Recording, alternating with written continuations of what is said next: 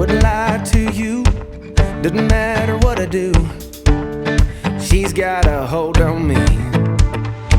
She knows how to drive a truck, but she lets me pick her up when we're going dancing.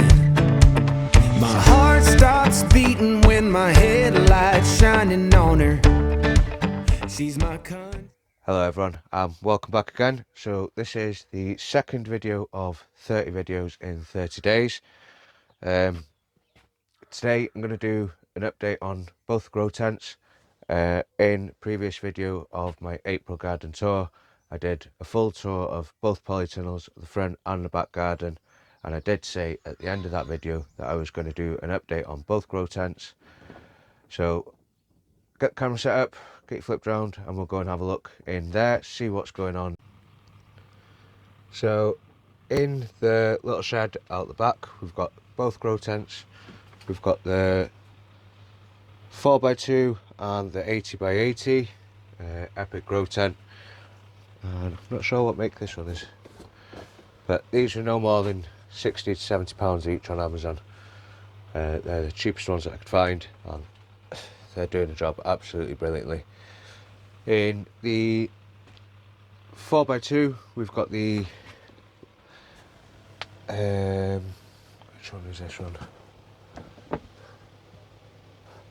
The Linktree 2000, or the it's the Pro, sorry. The Pro 2000. We've got a clip-on fan in the corner over there, and as you can see we've got giant pumpkins here, and I don't know if this is coincidence, but that yellow spot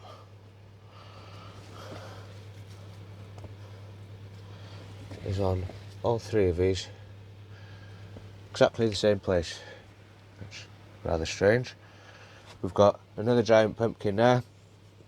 We've got two giant bush guards, desperately need potting on.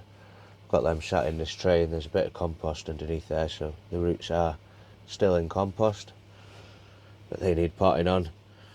See, they're yellowing out, desperate for feed, as are all these at the back here. We've got some Carmen cucumbers. We've got 2, 4, 5, and a few more of them there. Some little gem lettuces. The lettuces we sowed in the trays that we've already pricked a load out of. Could probably just cut them and eat them as they are. I do want to pick some more of the red romaine out, but the marvel of 4 seasons, germination on that was absolutely unreal.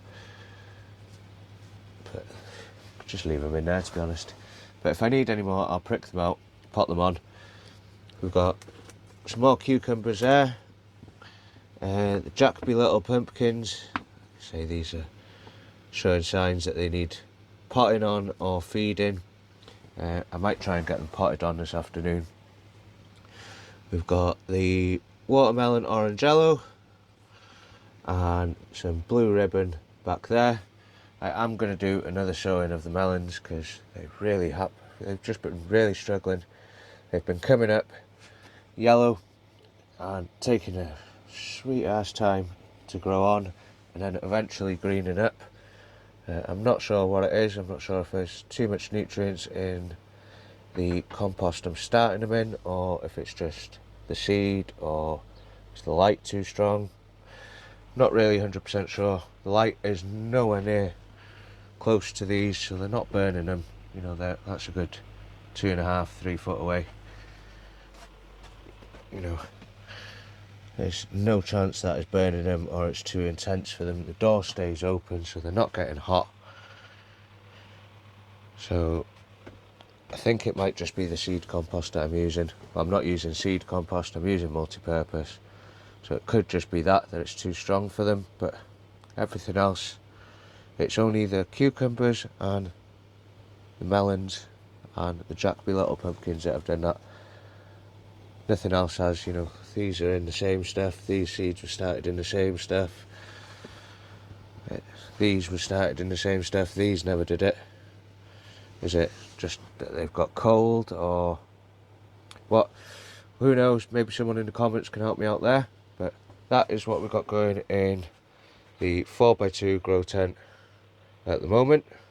And in the Epic grow tent is where we've got the Phlizon Pro.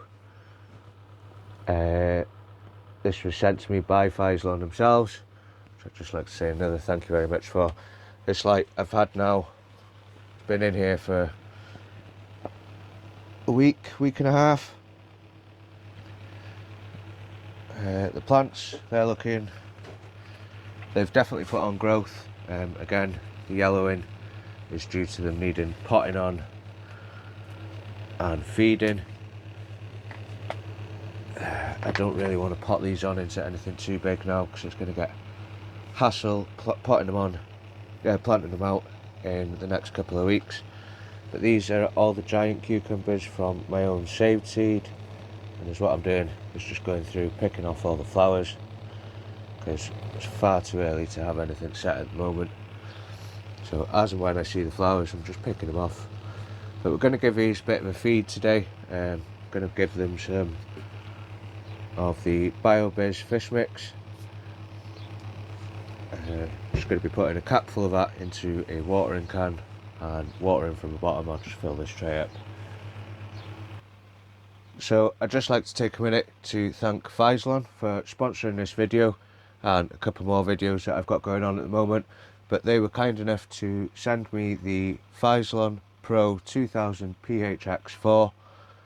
It's a 240 watt bulb, lamp, dimmable. I do have a full video on unboxing it and a full video on setting it up and talking about it there. But I'd just like to say a massive thank you to them for sending me this light to test, and so far I'm really happy with how it is performing. I do think that the 420 offer that it was on has now finished, and it has gone back up to the regular price. But if this light is something that you're interested in, check out the links in the description. It is fully adjustable, so you can have it to the light setting that you like. It's got 704 LED diodes, Samsung LED diodes.